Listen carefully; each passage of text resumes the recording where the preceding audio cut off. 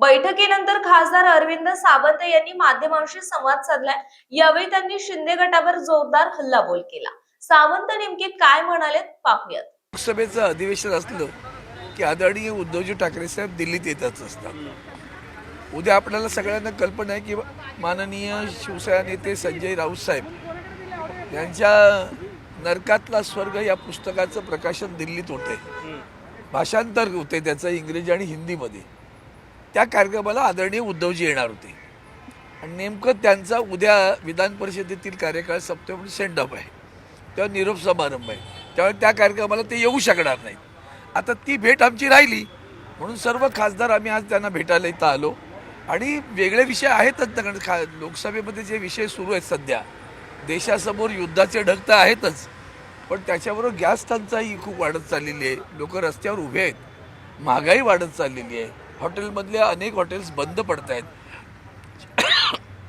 जी hotels सुरू आहेत त्यांचा मेनू जरी आपण बघितला तर आपल्याला वेगळा मेनू दिसेल आता ताबडतोब। या सगळ्या परिस्थितीमध्ये आपण लोकसभेमध्ये एकसंध राहून आवाज उठवला पाहिजे आणि त्याचबरोबर काही नवीन काय बिलं आणत आहेत, मग त्या बिलांच्या संदर्भात सुद्धा जसं तृतीयपंथीयांचं एक बिल येते, त्याचबरोबर महिला आरक्षणाच्या संदर्भात काही चर्चा करायचे विषय चालू आहेत आणि म्हणून या सगळ्या विषयावर आदरणीय उद्धवजींचं मार्गदर्शन घ्यावं।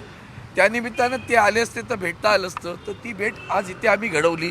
अधिवेशन सुरू आहे, त्या अधिवेशनामध्ये सगळ्या खासदारांनी मजबूतीनं शिवसेनेच्या उद्धव बाळासाहेब ठाकरे पक्षाच्या मजबूतीनं एकजुटीनं या सगळ्याकडे आवाज उठवावा, यासाठी आज बैठक झाली। एक चर्चा अशी देखील सुरू आहे की अनेक खासदार नाराज आहेत उद्धव ठाकरेंवरती, कारण भेटी होत नाहीयेत, आपल्याला निधी देखील मिळत नाही। मला असं सांगा की ह्या सगळ्या बावड्या आपल्या माध्यमातून येत राहतात, आता सगळे खासदार पाहिलेत की नाही तुम्ही, का नाही पाहिलेत?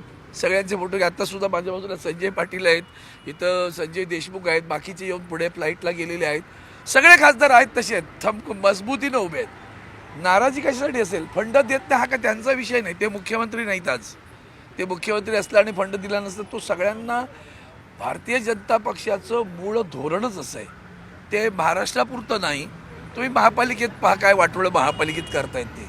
म्हणजे आदरणीय उद्धवजी जेव्हा आम्ही शिवसेनेची सत्ता आली तेव्हा 750 कोटी रुपयात आम्ही तोट्यात होती ती मुंबई महापालिका।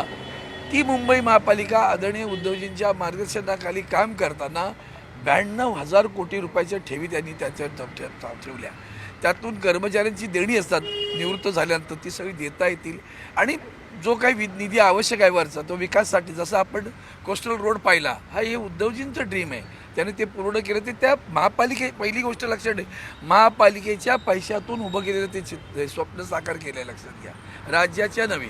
म्हणजे या अशा पद्धतीनं मुंबई महापालिका चालवत होती। आता त्यातनं आम्ही आता DPDC-मध्ये आहोत, मी खासदार आहे, हे सगळे खासदार आहेत तिथे, तुम्ही विचारा, त्यांना प्रश्न विचारला पाहिजे। म्हणजे जे खासदार नाहीत, जे आमदार नाहीत, जे नगरसेवकही नव्हते कालच्या निवडणुकीच्या अगोदरपर्यंत, त्यातले काही निवडून आले असतील, त्यांना 8-8 कोटी रुपये निधी दिला, त्यातला माजी खासदार आहेत ते आजही कुठल्याही पदावर नाहीत, त्यांना 8 कोटी निधी दिला गेला आणि आम्हाला 3 कोटी देताना ना केवळ त्यातला एखादा कोटी दिला तर दिला, तो पण आता अजून साकार झाला नाही। आम्ही काय भीक मागत बसायची राज्याकडे? शेवटी जनतेनं आम्हाला निवडून दिलं आहे, तुमची बांधिलकी सरकारची जनतेशी पण असली पाहिजे। आम्हाला निधी देत नाही तुम्ही, तो जनतेला देत असता।